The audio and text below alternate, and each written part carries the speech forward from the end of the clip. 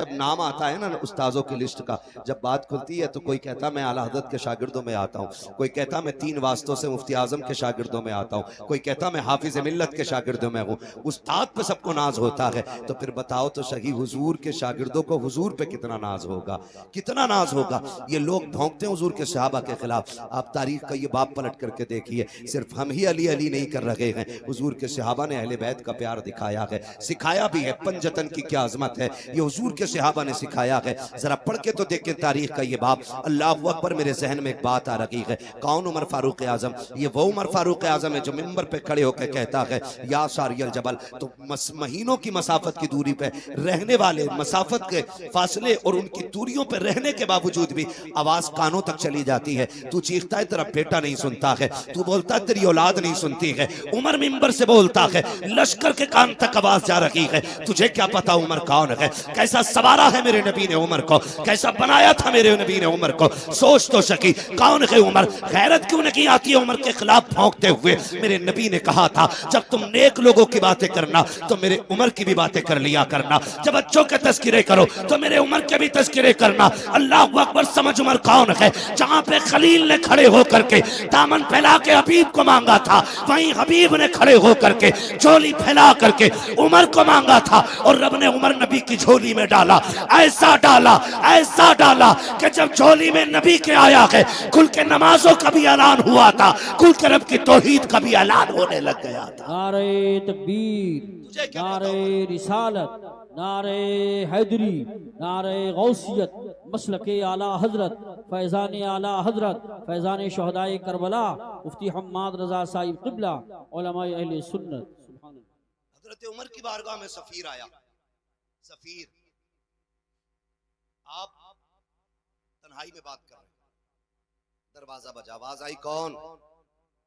कहने लगा मैं आपका बेटा हूं, क्या काम है आपसे? जरूरी बात करिए। फरमाने लगे ठहर जाओ, अंदर आने की इजाजत नहीं। ये कैसे खालिस लोग थे कि सगे बेटों को भी मशवरों में शामिल नहीं करते, औलाद को मनसब के ख्वाब ही नहीं दिखाए। जबकि हजरत अब्दुल्ला इब्ने उमर बदरी साहबी है, बहुत बड़ी शख्सियत है, लेकिन हजरत उमर ने कह दिया खड़े रहो, मैं जरूरी बात कर रहा हूं। आप बाहर निकले, फारिग हुए, बाहर आए, बेटे से पूछा आप बताओ। उन्होंने अपनी बात कही, फिर आपने फरमाया कोई और तो नहीं आया था? बेटे ने कहा कि हुसैन इब्ने अली आए थे। किससे?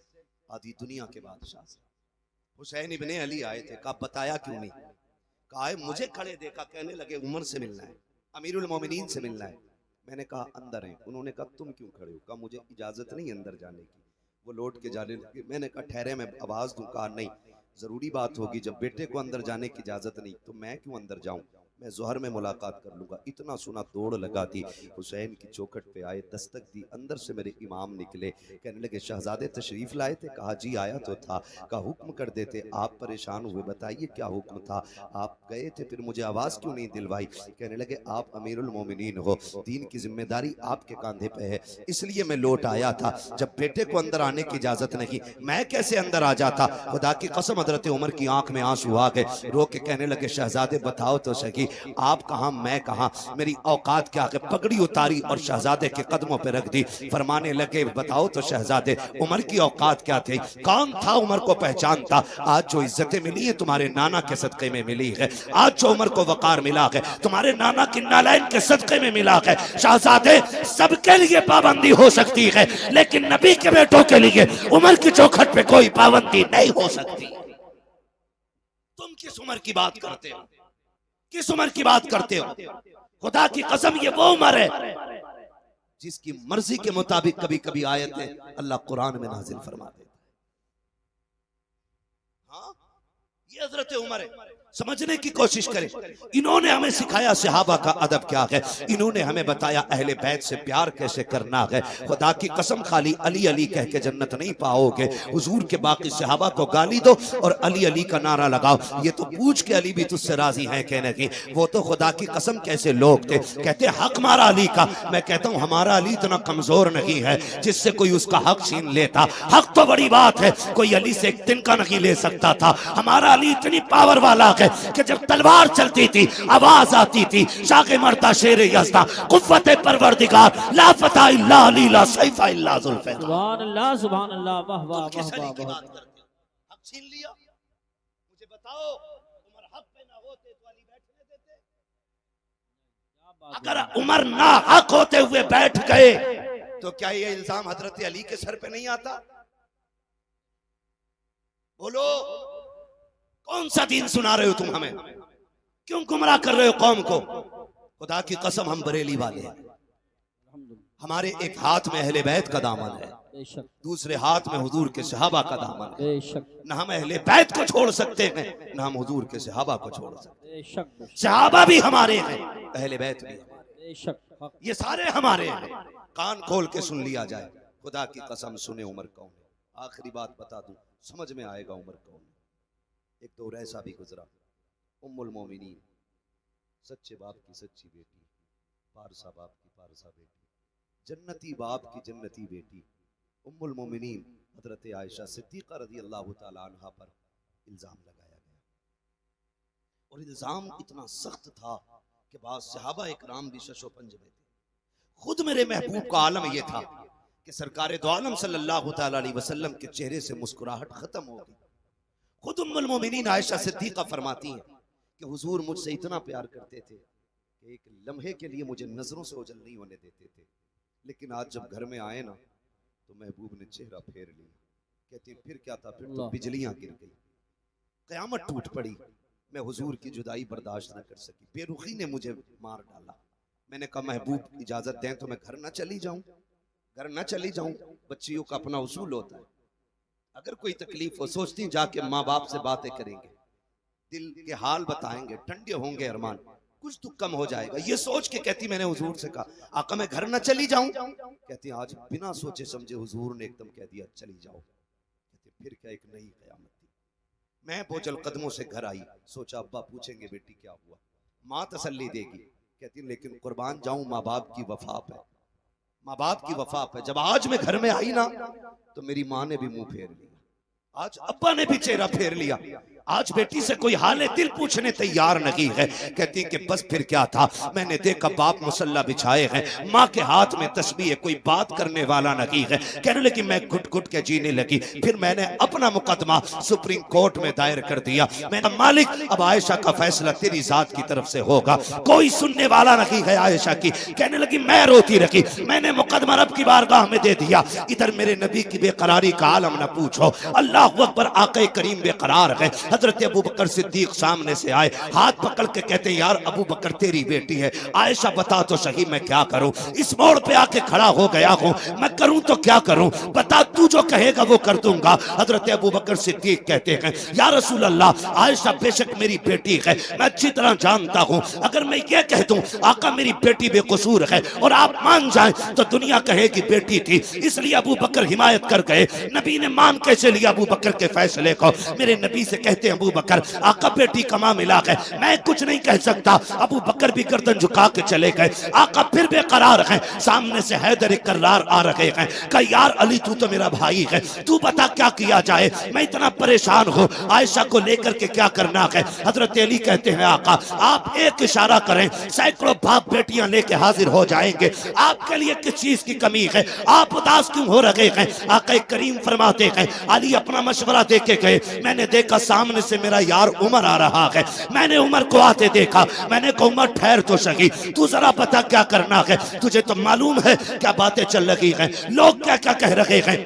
हजरत उमर कहते हैं जी या रसूल अल्लाह सब कुछ सुना है। कहा उमर तू बता क्या करना है। आका फरमाते हैं मेरे उमर ने मुझसे 2 सवाल किए थे, कहा महबूब मुझे 2 सवालों के जवाब दें। कौन से सवाल। कहा आका बताइए क्या आपके पसीने से कभी बदबू आई। कहा कभी नहीं आई है। क्या आपके बदन पे कभी मक्खी बैठी। कहा कभी नहीं बैठी। कहा महबूब फिर उदास क्यों होते हैं। जो रब आपके बदन पे मक्खी नहीं बैठने देता है वो आपके बिस्तर पे किसी नापाक औरत को कैसे आने दे सकता है। अगर आयशा नापाक होती रब कभी तेरे बिस्तर तक नहीं आने देता, और जब आई है खुदा की कसम पूरी दुनिया झूठी हो सकती है लेकिन तेरी आयशा किसी कीमत पे नापाक नहीं हो सकती। बेशक सुभान अल्लाह। नारे तकबीर, नारे रिसालत, नारे गौसियत मसलके आला हजरत फैज़ान आला हजरत फैज़ान अहले बैत तहार फैज़ान सहाबाए किराम उलमाए अहले सुन्नत।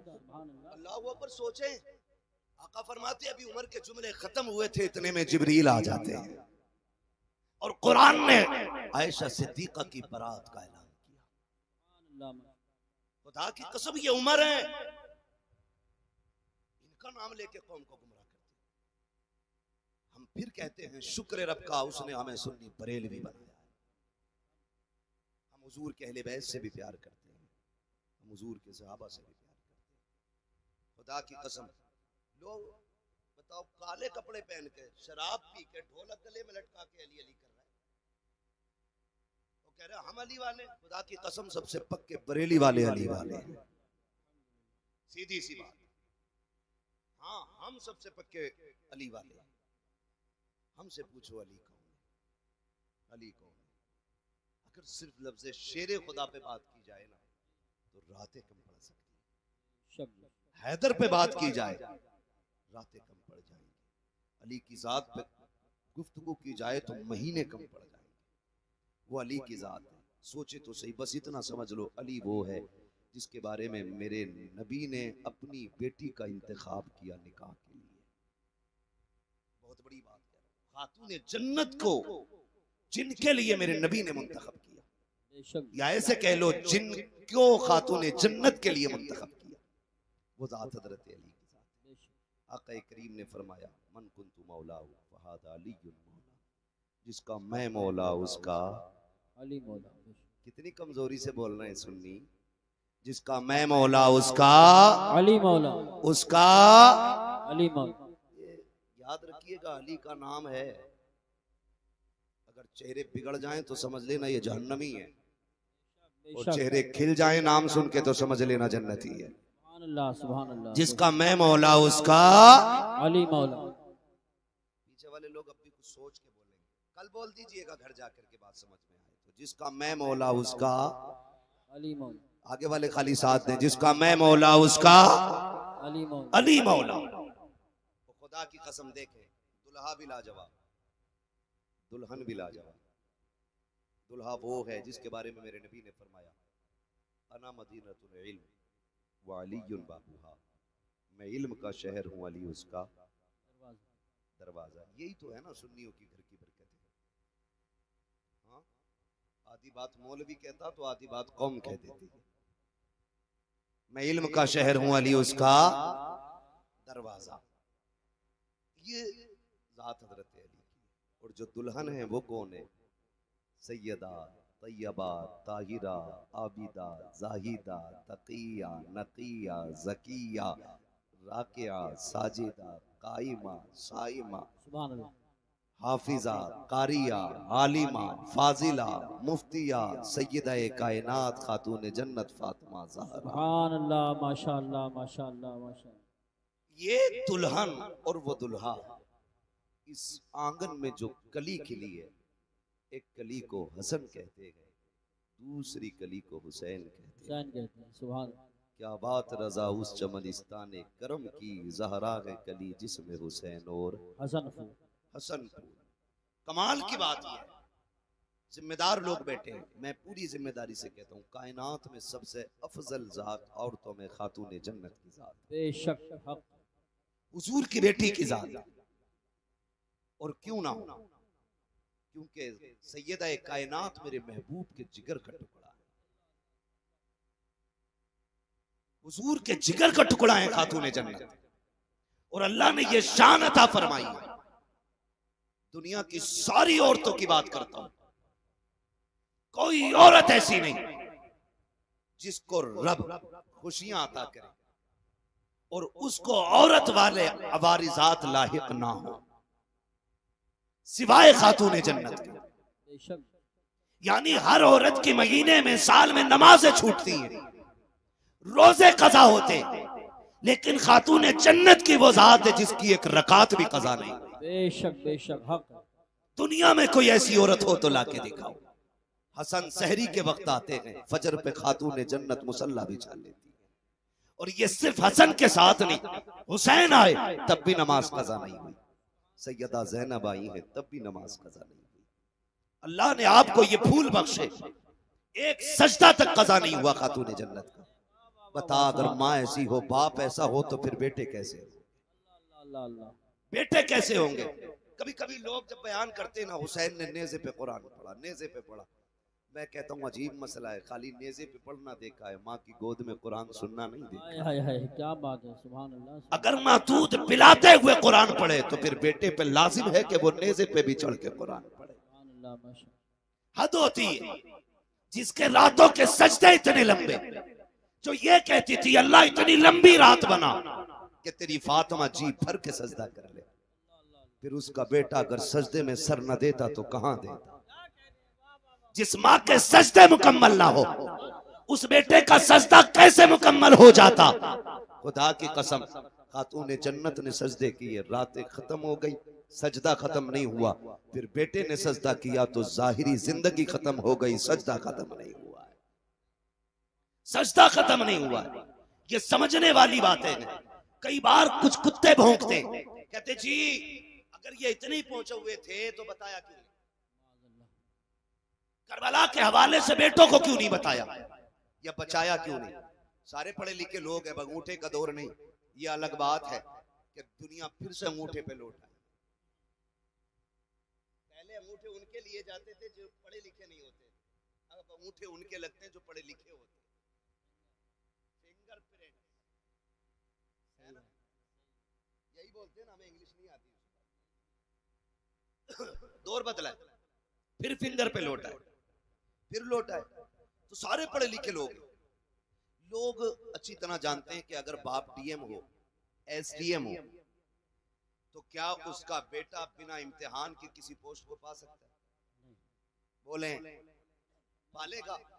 अगर बाप एसडीएम या डीएम जो भी है, तो बेटे को एग्जाम देना है, इम्तिहान की सफ में बैठना है, पास होगा तभी मनसब मिलेगा, तभी डिग्री मिलेगी। मगर हुसैन तेरी अजमतों को सलाम, तू माँ की गोद में आया, नबी ने कहा हसन हुसैन जन्नती जवानों के सरदार हैं। अभी कोई हज आपके जिम्मे नहीं, अभी ज़कात आप पे फर्ज नहीं है, अभी आपने जंग नहीं लड़ी है, अभी दीन के लिए बड़ी बड़ी कुर्बानियां नहीं दी हैं, लेकिन मनसब पहले मिल गए। फिर मनसब पे कोई एतराज कर सकता था, घर की बात थी इसलिए बांट दिया गया। खुदा की कसम दुनिया जानती थी नबी के मुंह से जो निकली वो बात होके रही। आका ने कह दिया है मेरे शहजादे जन्नती जवानों के सरदार हैं, तो फिर ये जन्नती जवानों के सरदार हैं। लेकिन ये सब कुछ जानते और मानते हुए भी खातून जन्नत ने बेटों की तैयारी कराई। हैदर कर्रार ने बेटों को सब्र सिखाया है, पूरी जिंदगी बेटों की तरबियत की है, और इसी दिन के लिए सवारा था कि अगर दीन करबला में मुश्किल में आ जाए तो बेटे कदम पीछे नहीं हटाना है, मसलियत की तरफ नहीं दौड़ना है, अजीमत की तरफ जाना है, कर लुटा देना है, दीन बचा लेना है, ताकि दुनिया को पता चल जाए कि हर मसले पे जाकर के मसलियत को आगे किया जा सकता है। लेकिन जब बात दीन किया जाए तो फिर मसलियत नहीं बल्कि नबी की शरीयत को सबसे आगे रखा जाए।